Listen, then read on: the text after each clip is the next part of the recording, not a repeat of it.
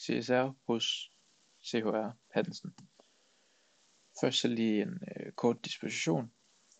Det første, der bliver kommet ind på, er CSR og egentlig hvordan det afrapporteres her i Danmark. Så er der udviklingen i miljøpåvirkning og i omsætningen hos den her virksomhed CHR Hansen. Og så hvordan det her bæredygtighedsfokus kan have betydning på deres købsstrategier og hvilke krav de derefter har mulighed for at sætte til leverandør. Det første var redegørelsen for CSR og hvordan det afrapporteres. Og det er sådan, at virksomheder helt generelt påvirker egentlig deres omgivelser på mange forskellige måder.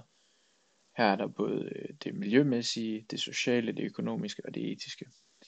Og i forhold til miljømæssigt, der handler det rigtig meget om ting som CO2-udledning, altså hvor meget de udleder, energiforbrug, hvor meget de bruger, og altså hvordan energien er skabt, hvor meget den har udledt der, deres affald, hvordan de kommer af med det, og så igen vandforbrug, det er ligesom med energiforbruget.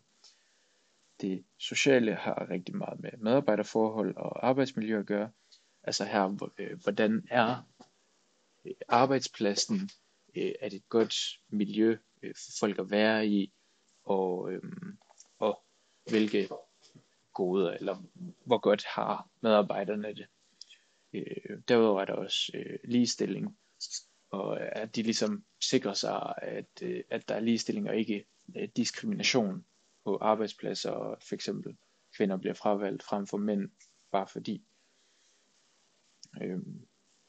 Eller fra det økonomiske perspektiv, der bidrager virksomhederne blandt andet med at skabe jobs, og så derudover så bidrager de til staten via skatteindtægter. Og så i forhold til det etiske, der har det meget med virksomhedens ledelse at gøre, altså hvordan bliver den her virksomhed ledt, og så også meget med gennemsigtighed, og for at man ligesom, altså er det muligt at se, hvordan den her virksomhed reagerer på forskellige ting, og så selvfølgelig hvordan de kæmper mod korruption i deres egen virksomhed. Og jeg siger så, at det handler jo så om det her med at tage ansvar for den påvirkning virksomheden i virkeligheden selv skaber gennem deres produktion eller salg, eller hvad det så end måtte være. Og den påvirkning de har på samfundet og på miljøet, og så ligesom forsikre sig, at de integrerer det som en del af deres strategi eller forretningsmodellen.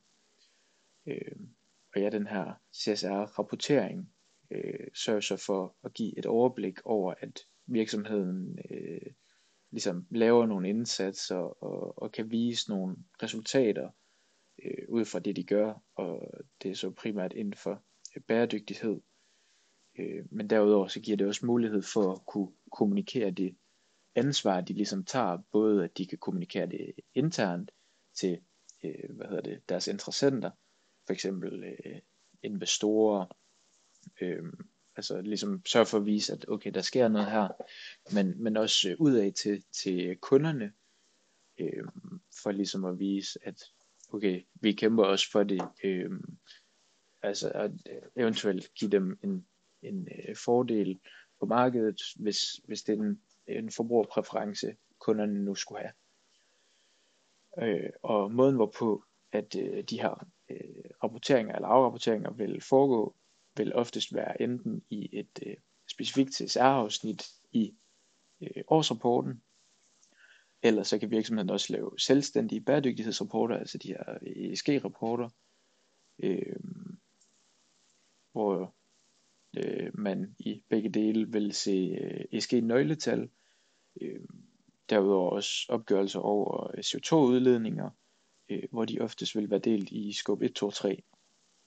Og ja, så formålet med det her, det var jo som sagt, at CSR-rapporteringerne kunne give interessenterne noget indsigt i virksomheden, hvordan de står bæredygtighedsmæssigt, hvad deres indsatser er, og for at skabe noget tillid og åbenhed mellem dem alle sammen.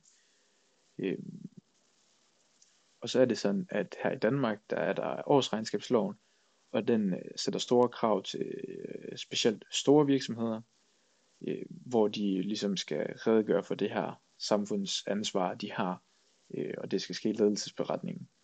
Her skal de primært beskrive deres handlinger og resultater på de her områder med klima og sociale forhold og menneskerettigheder.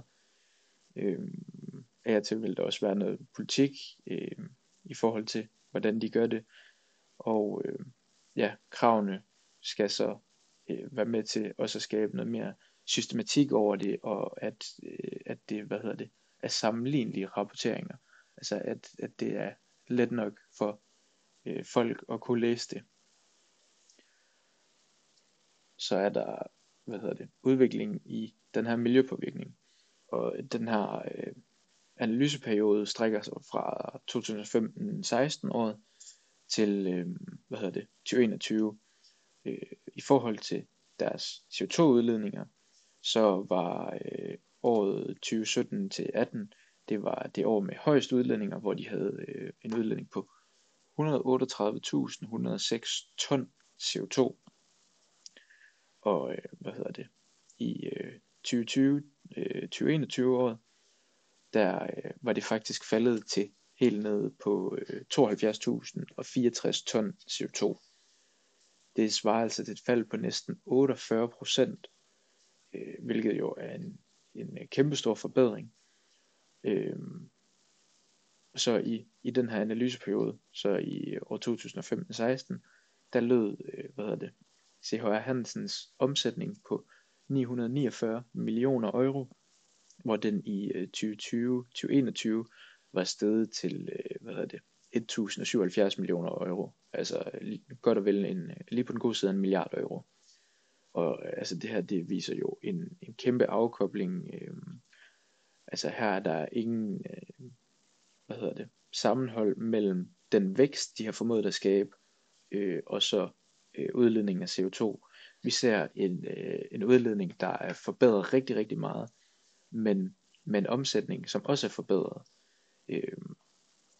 Og det her, det er primært til grund i kæmpestore nedskæringer af scope 1 og 2, hvor de i de tidligere år har fyldt rigtig meget, men hvor virksomheden så har fokus på at skære ned på det.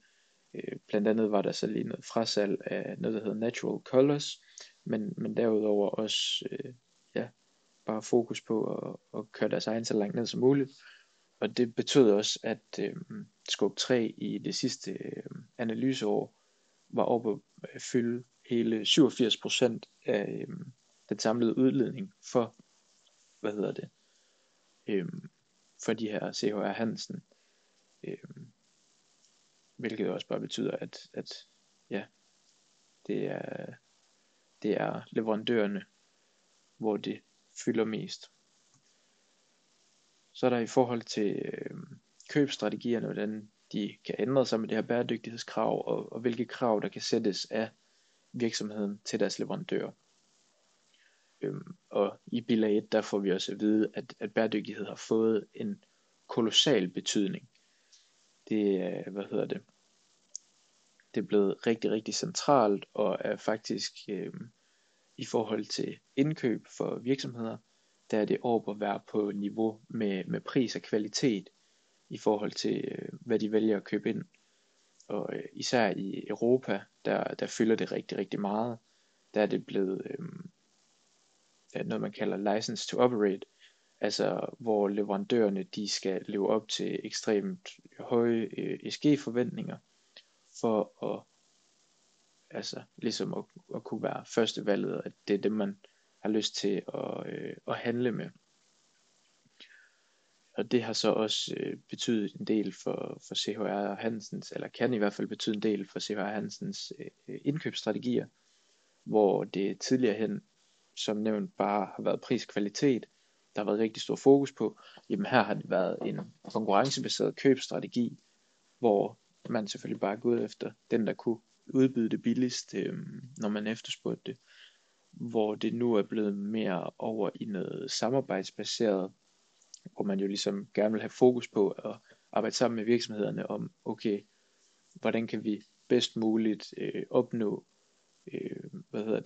de her ESG-resultater, som vi gerne vil have, og hvordan kan det ligesom, hvordan kan vi holde det her samarbejde kørende, sådan så at vi sørger for, at vi også, at CHR Hansen også vil kunne få de bedst mulige resultater i skub 3, som de gerne vil have.